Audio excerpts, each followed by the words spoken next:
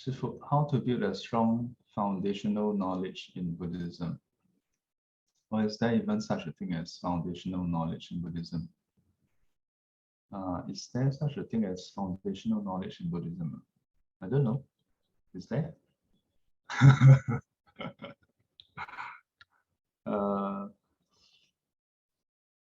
I would think that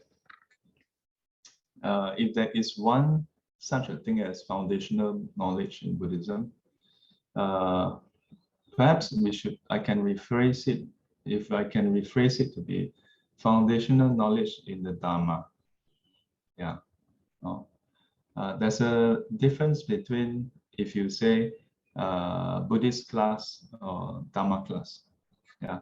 Or you learn about the Dharma or you learn about Buddhism. If we say we learn about Buddhism, Buddhism comprises the Dharma inside, but it also includes the historical development. All that is part of Buddhism. It includes the art, the culture, the people. Yeah. It includes all the phenomena that has happened in the entity that we call this religion, Buddhism. Yeah. But of all these things within Buddhism, there's part of it which is called the Dharma. Yeah.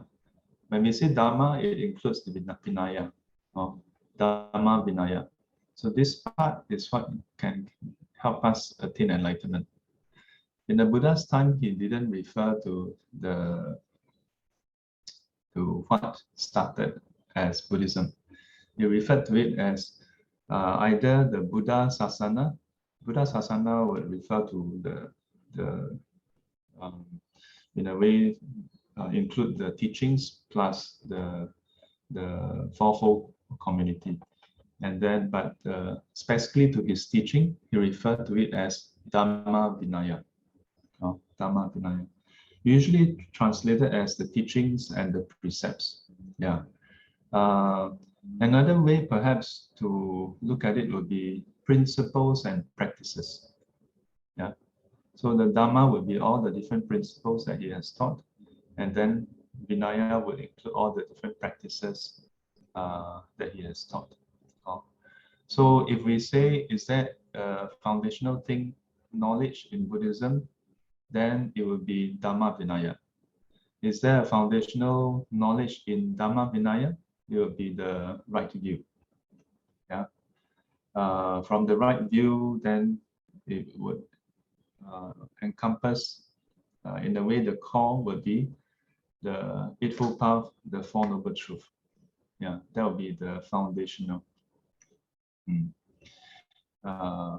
Beyond which, all other things that the Buddha has taught in the Dhamma Vinaya is to explain to disciples who came later, who need more clarification as far as the Four Noble Truths, Eightfold Path is concerned. Yeah. And beyond which, then you have the Abhidhamma, you have the commentaries, which supplement what the Buddha has taught. It must always supplement. It must always complement. Or rather, it should be complement. Yeah. Meaning that because we are stupid,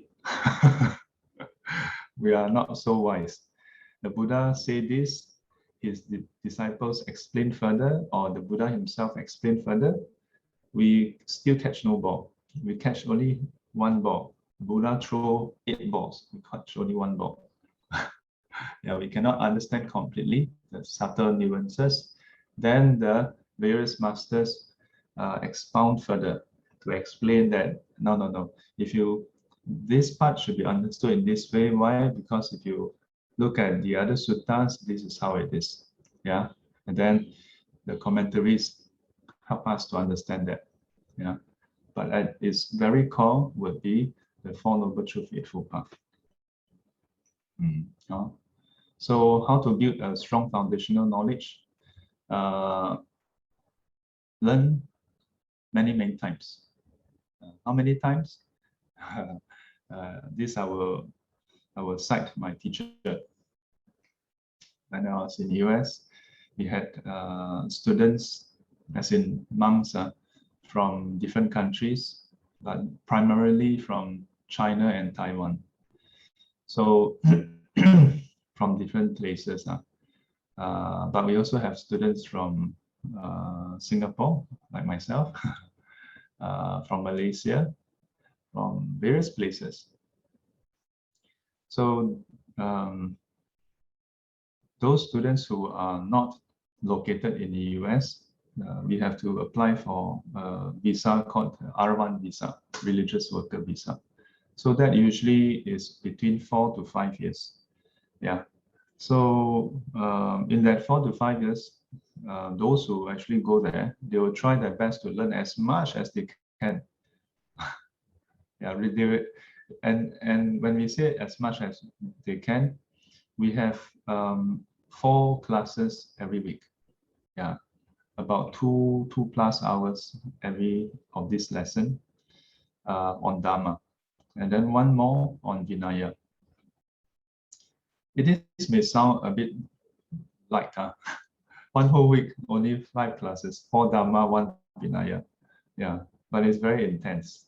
Yeah, and then there is the morning, evening practices, and then once a week retreat.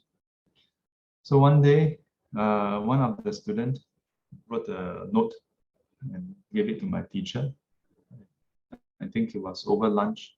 So my teacher read it, and then he says, there's a student who asked whether we can go faster with the pace of the class. At that point in time, my teacher was covering the Mahayana Sangraha, Seda Chen Wen. Yeah, the summary of the Mahayana vehicle, commentary on that.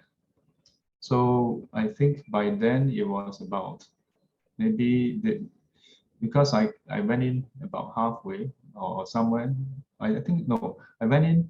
Then shortly after that, he started on Siddha Sinun. So it was about half a year, yeah. Because after half a year, my teacher went off. So for that half a year, he barely covered half the, or maybe it was about 3. It was quite a few months, yeah, less than half a year, maybe about 3 to 4 months. But my teacher barely covered a few chapters. Yeah, 所知一、所知相、入所知相、彼知因果. Maybe about 4 or 5 chapters only, and the whole thing has about 10, 11 chapters.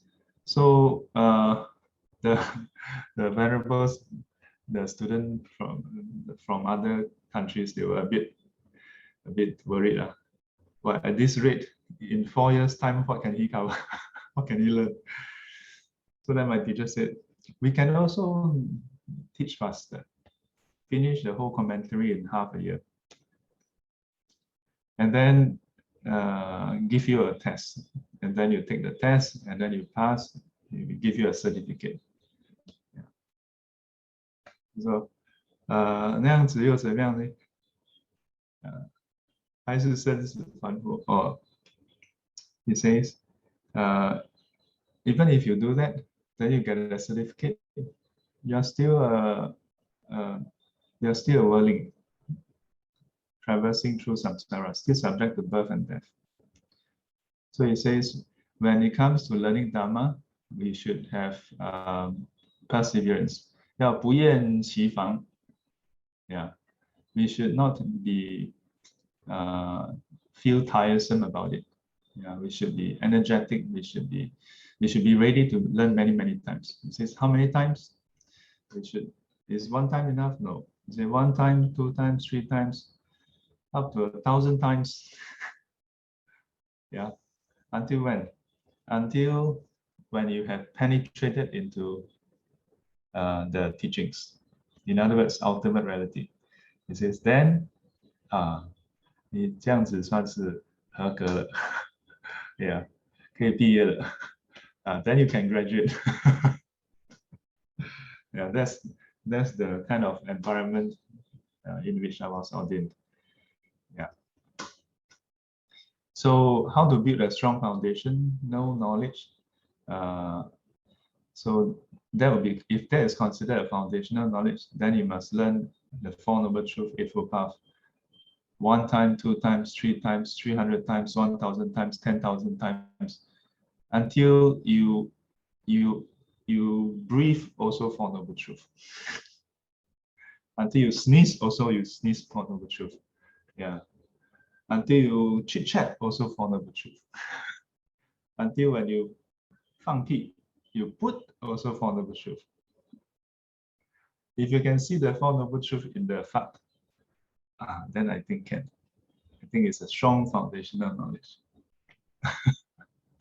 Don't see Four Noble Truths only in the Dharma class. If you can see the Four Noble Truths when people scold you, then it's good. Yeah, when people praise you, see the Four Noble Truths.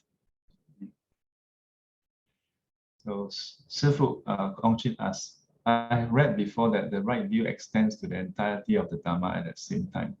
I also learned that for enlightenment, we do not have to learn everything. If so, Shifu, what exactly should we focus on to become enlightened? How do we know what to focus on in our cultivation at each point in time? Right view extends to the entirety of the Dharma. Well, we can also say that right view extends all the way there. But if you look at the Samaditi Sutta, yeah, I think it's in Majjhima Nikaya Sutta 9, Samaditi, the right view, yeah, Sutta on right view. There are certain things that is focused on, and there are certain things that is focused on inside. And primarily, it starts off with what is wholesome, or actually it starts off with what is unwholesome, what is wholesome. Yeah, and they are basically opposites of each other. Yeah, the 10 wholesome deeds, the 10 unwholesome deeds. And then it extends to the dependent origination, and then also the Four Noble Truths. Yeah. So, and of course, that you can say that that covers the entirety of the Dharma. Yeah. But says we do not have to learn everything. When we say we do not have to learn everything, it is also true because in the Buddha's time, the monks, or nuns for that matter, they don't have access to the whole Pali Canon, you know. They only have access to what their teacher teach them. Not like you all now. Listen a bit, then can go on YouTube, listen to many, many more things. Can go onto the internet, Google, search. Yeah. After I ordained, before I ordained, I also read all over the place. After I ordained in the US, I read through the shelf of the books in the library. I don't know what to choose, but I just go book by book. I'm quite stupid. I just then one senior monk told me he noticed that I read quite. I've been reading quite diligently. Then he told me, why don't you read what the Buddha has said? Instead of reading all these books that is written by other people who is interpreting what the Buddha has said. Yeah.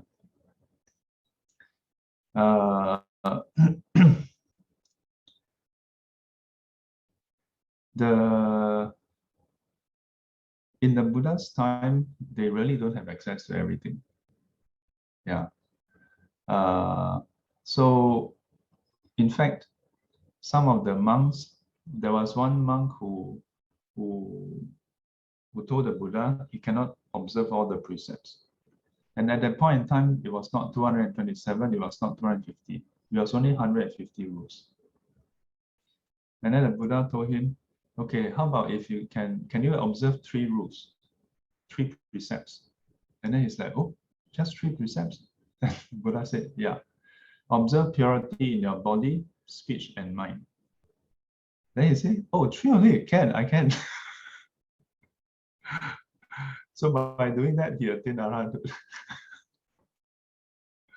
So You don't have to learn everything, because all the teachings, the truth is one. Then they are all through different angles pointing to the same truth. So if you read the teaching on right view, they are all interconnected. Yeah. So is there a focus? Well, I've actually shared this in many classes. Focus on your defilement.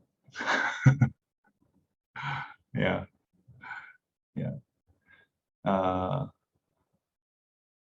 But doing that is not so interesting. Yeah. Because then you don't get to learn a lot of I don't say fancy, I correct myself.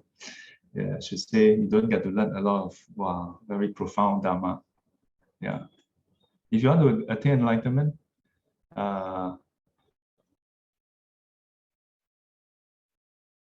the overcoming of your defilements is what makes it profound. Yeah.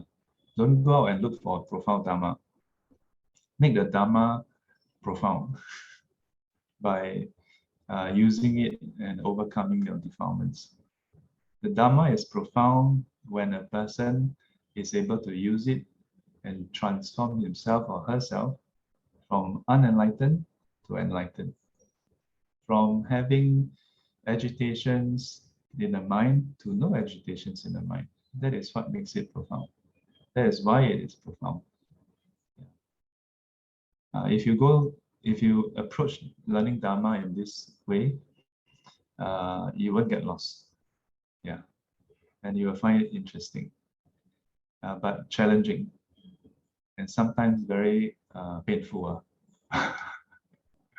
Yeah, yeah, because our habits. Yeah, but so that's why you need to really be ready to say, to recognize that you are not always right. Yeah, and be ready to admit that, yeah, I got it wrong. Okay, I drop it. If you can do this, then you can progress. Then that is the right focus. Otherwise, it's easy to learn a lot of Dhamma. Yeah, learn a lot of Dhamma, and be able to even have very interesting discussion with people. But and others may not know whether you progress or not progress. But if you one day check yourself, then you know, hey, you haven't progressed. A lot of masters always say the Dharma, a lot of them usually talk about the precepts, saying that precepts is like a mirror for you to look at yourself, not look at others. Yeah. Yeah, because this analogy is actually inside the preface when we recite the Patimokkha. Yeah. 如人之照镜，愁美自忧喜. Yeah, you know, it's inside the verse. Yeah, that the Vinaya, the Patimokkha is like a mirror. But in fact, if you think about it, the whole Dharma is like a mirror. Yeah, the Buddha gave us the teaching to tell us what is defilement, what is not defilement, what is purity, what is impurity. So you use it to look at yourself. Oh, compare. How come this side nothing match one? This side, wow, a lot of match. Oh, this side is defilements. Then when you see this, then you should be ashamed of yourself. But nowadays don't like to be talk about ashame. Yeah, so we should give ourselves more energy and effort. So if we learn in this way, then it will be a good foundation, yeah, for us to start off. So tomorrow is the urban retreat. Actually tomorrow is special because we are doing it in-house. We can actually still have the morning seat, because the what do you call that? The retreat starts at 8, right? Yeah, I think so. Yeah, we can finish without the Q&A. Yeah, we can still do sitting. Yeah, try not to have interruptions. Yeah, but thanks for reminding me, because originally it was in at the center, so we actually suspend the retreat, the morning sit. So tomorrow we'll still continue. Okay. And those who would like to contribute to the HBL program, yeah, I'm gathering whatever laptops is available, yeah, to get them to be in working condition, then send out. There are some students who told me that there is this program that the MOE is coming up with. It started, I think, this year or last year, June, but only be complete by 2028 or 25. So it will still be a few years before all students are covered. And so every student will get a device, yeah. But that device is bought through their EduSave. But some parents don't have money to. I don't know how the EduSave thing works, but for some families it can be quite tough. So I don't know what I don't have any target, or we must hit how many lah. So whoever comes in, then so those who are interested, send me a text, and then I'll put it into the group chat. Yeah. Okay. Okay. Have a joyful day ahead.